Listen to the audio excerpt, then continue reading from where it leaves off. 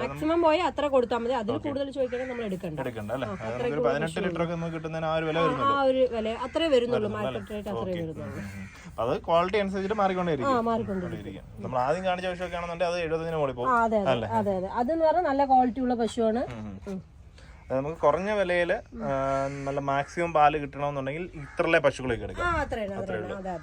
അതാവുമ്പോ നമ്മൾക്ക് എന്താ പറഞ്ഞാൽ കുറഞ്ഞ വിലയായി പാല് നല്ല കിട്ടും. വലിയ പശുവിനെ നോക്കിയിട്ട് കുറഞ്ഞ വിലയിൽ നമ്മൾ ചോദിക്കാൻ പാടില്ല. അതിന് അതിന്റേതായ വിലയുണ്ട്.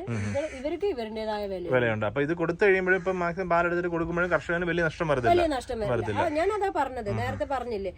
അതുപോലെ നമ്മള് ഇപ്പൊ പാല് മാത്രം ഫോക്കസ് ചെയ്യുകയാണെങ്കിലും ഇങ്ങനെ വില കുറഞ്ഞ പശുക്കള് എന്നാൽ അത്യാവശ്യം നന്നായി പാല് കിട്ടുന്ന പശുക്കള് നമ്മള് ഒരു പശുവിനെ വാങ്ങിക്കാൻ പോകുമ്പോ ഇപ്പൊ ഈവൻ നമ്മളൊരു ഷർട്ട് വാങ്ങിക്കാൻ പോവുകയാണെങ്കിലും നമ്മളത് ആ കടയിൽ പോയി ഇട്ട് നോക്കി ഫിറ്റ് ആണോ, 1 2 എണ്ണം എടുത്ത്